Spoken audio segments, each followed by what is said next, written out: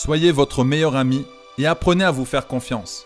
Si vous avez une bonne estime de vous-même, si vous avez conscience de votre valeur, que ce soit humaine, professionnelle, artistique, etc., vous pouvez alors accomplir de grandes choses.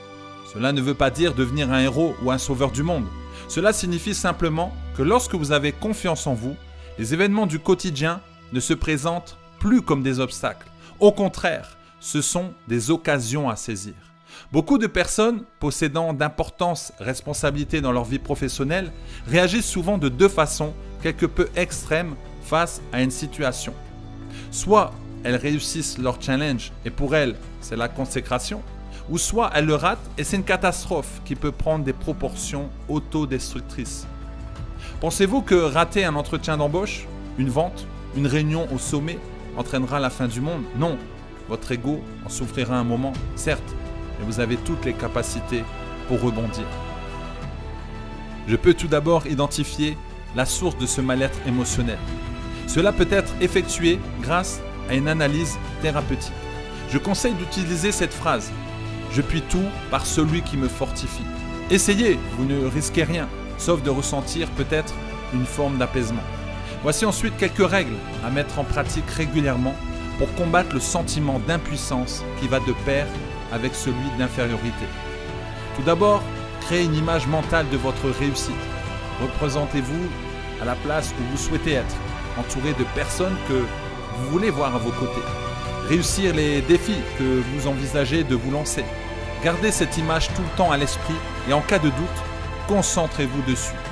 Ensuite, opposez toujours une pensée positive à une pensée négative. Ne confondez pas la peur et les obstacles. Les obstacles peuvent être analysés, puis éventuellement contournés. La peur crée les obstacles et fige toute action. Ensuite, n'imitez pas les autres. Sachez que tout le monde doute et craint de ne pas réussir. Vous êtes tous au même niveau. Ensuite, intéressez-vous au développement personnel. Il peut vous aider grandement à vous découvrir. Et pour terminer, respectez-vous. Refusez les comportements négatifs des personnes envers vous-même et ne perdez pas votre temps si vos relations ne vous satisfont pas ou plus. Et vous, où en êtes-vous avec vous-même? L'anxiété est au moral ce que la crampe musculaire est au corps. L'anxiété n'a rien d'autre qu'une habitude néfaste qui se met en place suite à un événement négatif. Au moindre déséquilibre qui peut apparaître dans votre vie quotidienne, elle se réactive automatiquement. Il faut donc bien comprendre que vous ne naissez pas anxieux, même s'il existe une prédisposition familiale. C'est vous-même qui laissez s'installer cet état. Pourtant, beaucoup de chercheurs et psychologues ont prouvé que faire cesser un état d'esprit au profit d'un autre est tout à fait possible. Il suffit de le vouloir et de s'y atteler sérieusement. Par exemple, dès qu'une situation engendre en vous de l'anxiété ou de l'angoisse, il faut réagir sur le champ afin de ne pas donner prise d'emblée à ce poison psychologique. En effet, beaucoup de médecins considèrent l'anxiété comme la pire des maladies, car elle peut entraîner des pathologies graves, hypertension, maladie de cœur, ulcères, arthrite, etc. Refouler ou taire des angoisses est destructeur pour l'organisme qui accumule quantité de toxines. Il est donc important de maîtriser son anxiété, même si ce travail est très difficile. Si vous la maîtrisez, vous pourrez éviter qu'elle ne vous envahisse quotidiennement. Pour vous aider dans cette quête, il existe quelques astuces. Chassez la peur de votre esprit. Ayez des pensées positives dès que vous en avez l'occasion. Dans votre lutte contre l'anxiété, commencez par éradiquer les petits tracas du quotidien, les petites angoisses qui ne sont pas vraiment des conséquences réelles. Puis attaquez-vous aux gros œuvres, c'est-à-dire aux angoisses profondes. Si le besoin s'en fait ressentir, faites-vous aider par un thérapeute. La démarche sera ainsi suivie et ciblée. Interdisez à l'anxiété de franchir votre porte. L'anxiété est le contraire de l'amour, donc du bien-être. Maintenant que vous savez comment chasser l'anxiété de votre mental, ne la laissez surtout pas entrer de nouveau. Si un événement où une personne vous angoisse ou vous met dans un état négatif, changez de chemin. Ne vous attardez pas à la subir. Transformez le négatif en positif. Entraînez-vous à parler de sujets négatifs en les transformant positivement. Par exemple, au lieu de dire « j'espère que je ne vais pas échouer », dites plutôt « je vais tout faire pour y arriver ». Dans votre discours, évitez le plus possible les connotations négatives. Ne pas, jamais, toutefois cependant, etc. Entourez-vous de personnes qui ont un impact positif sur votre morale. Soyez en contact avec des personnes optimistes, créatifs et souriants. Vous verrez à quel point leur état est contagieux et vous n'aurez ensuite plus du tout envie de côtoyer des grincheux. Le sentiment d'anxiété peut vous figer autant qu'une crampe au mollet. Dans les deux cas, vous ne pourrez plus avancer. Tout comme un muscle, l'esprit est malléable et vous pouvez le travailler dans le bon sens si vous le décidez. Est-ce que vous voyez les personnes qui passent leur temps à se plaindre, à se lamenter sur leur sort ou sur le monde qui les entoure? Elles ne perçoivent que les négatifs de leur vie et finissent par s'en accommoder. Ce sont des gens qui ont pourtant peut-être essayé des techniques de relaxation, méditation, mais leur conditionnement personnel est tellement ancré en eux que sortis de leur réflexe de plainte ou de colère, ils ne semblent avoir aucune alternative. Les enfants réagissent souvent ainsi lorsqu'ils n'obtiennent pas ce qu'ils veulent. Alors comment parvenir à cesser de se plaindre, de s'auto-apitoyer sans cesse pour au contraire devenir efficace au quotidien, essentiellement dans le travail? Vous pouvez appliquer les techniques suivantes. Ralentissez votre rythme de vie. C'est peut-être votre rythme de vie physique ou le rythme de vie émotionnel. Une personne qui bouge beaucoup peut très bien être très calme. Et à l'inverse, une personne sédentaire ou très peu active peut être en surchauffe émotionnelle permanente. Il est prouvé qu'un état de surexcitation constant entraîne de graves dysfonctionnements dans l'organisme. Alors le stress, oui, s'il est le moteur d'une action, mais pas de façon linéaire. Ensuite, appréciez les belles choses. Si vous découvrez un paysage qui vous plaît ou qui vous fait du bien, arrêtez-vous et prenez le temps de le regarder. L'impact visuel, olfactif ou tactile d'un objet ou d'une situation est très important sur le mental. Par exemple, observez les chats, les chiens et les oiseaux. Ils vivent dans le même monde que vous, avec une grande simplicité et une habileté remarquable. Ils se portent bien mieux que vous. Modifiez ensuite vos habitudes. Apprenez à casser votre rythme quotidien en y insérant des parenthèses inattendues. Ce peut être une sortie à vélo, un week-end dans un lieu insolite, la réception d'amis perdus de vue, etc. Il faut impérativement ne pas vous laisser happer par le métro, boulot, dodo. Une petite dose d'égoïsme peut parfois vous sauver la mise. Ainsi, vous pouvez faire face à vos responsabilités avec davantage de sérénité et de recul. N'hésitez pas. Croire est la première étape de la réussite personnelle. Savez-vous que si vous raisonnez en mode échec, vous vivrez en mode échec? Vous avez beau posséder les diplômes requis pour atteindre un but élevé, avoir reçu une éducation structurée, voire stricte, rien ne fonctionne. Comment transformer une situation d'échec permanent en aptitude à la réussite? En premier lieu, arrêtez de penser constamment que le pire va arriver. À force de vous convaincre, cela va se produire. C'est une simple question énergétique. Vous pensez doué pour l'échec si la réponse est positive. C'est parce que vous êtes accroché à cette idée depuis longtemps et avec conviction, avec certitude. Dans la Bible, il est dit « Tout est possible à celui qui croit ». Voilà une phrase qui aujourd'hui est reprise avec des variantes dans le bon nombre d'ouvrages de développement personnel. C'est le point de départ des techniques de pensée positive. Croire comprend également l'auto-persuasion, ainsi que l'influence de votre entourage proche peut avoir sur vous. En effet, la pensée se manifeste dans la matière. Autrement dit, elle crée votre volonté et la transforme en action. Faites le test suivant. Lorsque vous devez relever un défi, par exemple, assurez-vous d'y arriver. Pour obtenir votre réussite, soyez convaincu. Voyez-la déjà en esprit. Ressentez-la dans votre corps et dans votre mental. Elle doit être une sorte d'énergie magnétique, empreinte de force et de charisme. Elle émanera de vous. Et vous serez perçu différemment par les personnes que vous devez convaincre.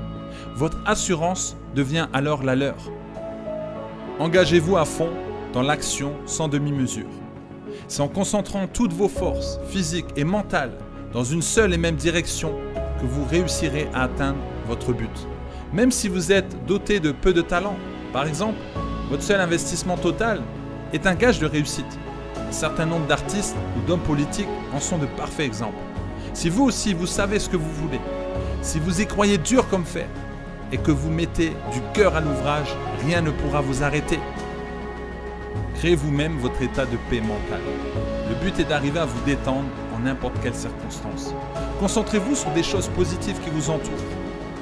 Faites cet exercice tous les jours, très régulièrement. Soyez persévérant, c'est le seul moyen d'obtenir des résultats tangibles.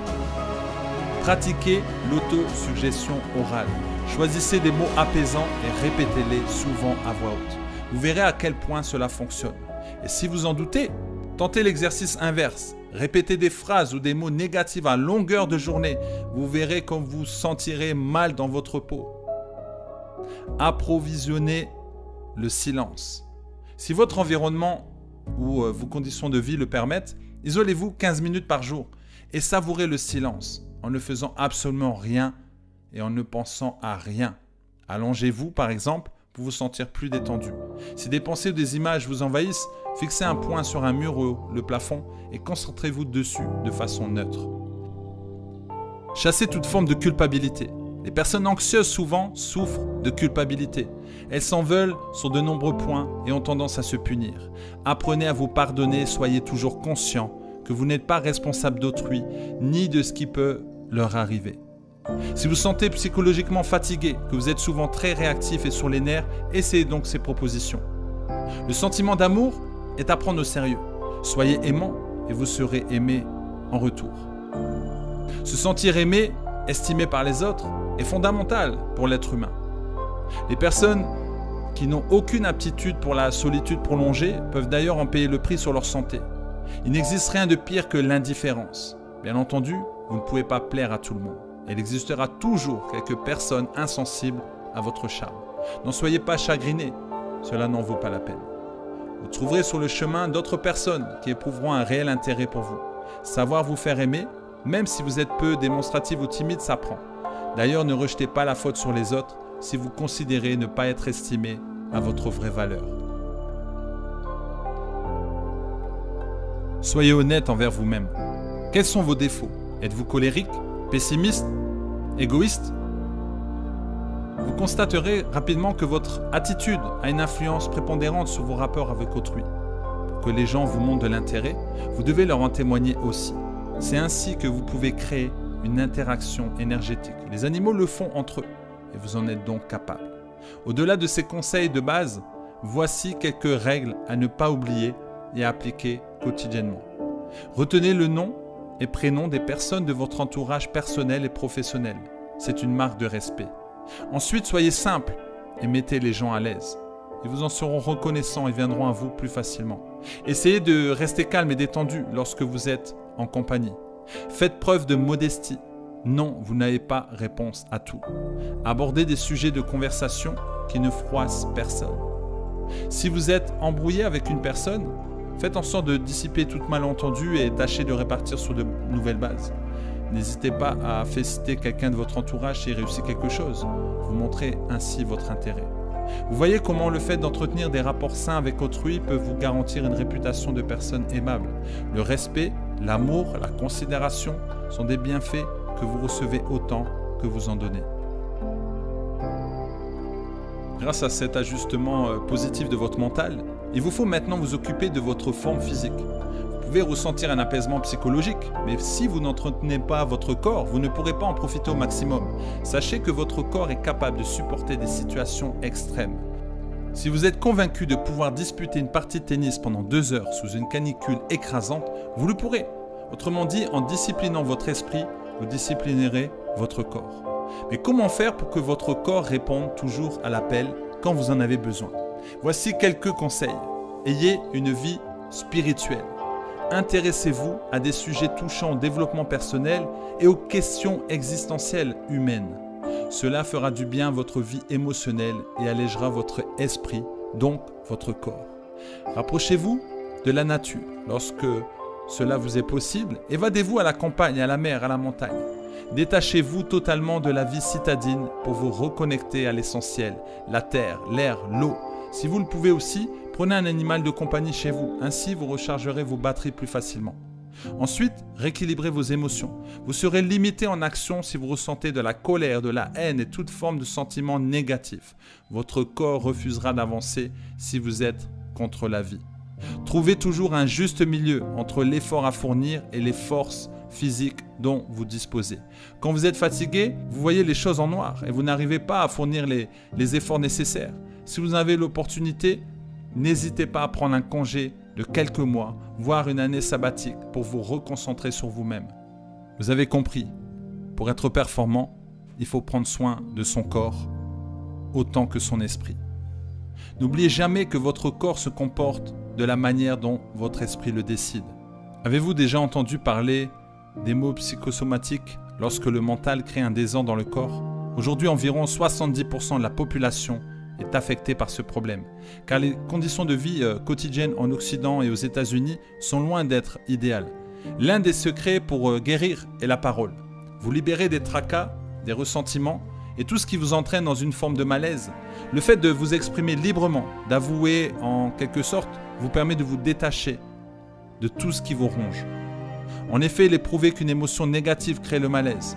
Pensez à une personne qui vous agace au plus haut point ou un autre qui vous a joué un bien mauvais tour. Vous verrez comment votre corps vous fait comprendre que vous l'agressez avec cette seule pensée. En fait, à force de solliciter votre organisme par des réponses nerveuses, vos défenses immunitaires s'affaiblissent et laissent s'installer toutes sortes de pathologies. Oui, la haine et la rancune à long terme tuent. Aucun médecin ne dira le contraire. C'est pourquoi il est impératif de vous débarrasser des situations ou des personnes qui vous détruisent à petit feu, car ce ne sont pas elles qui vont en payer le prix. Donc je rappelle les points importants. Soyez votre meilleur ami et apprenez à vous faire confiance. L'anxiété est au moral ce que la crampe musculaire est au corps. Croire est la première étape de la réussite personnelle. Le sentiment d'amour est à prendre au sérieux. Soyez aimant et vous serez aimé en retour. Entretenez votre corps physique de la même manière que vous entretenez votre mental. N'oubliez jamais que votre corps se comporte de la même manière dont votre esprit le décide.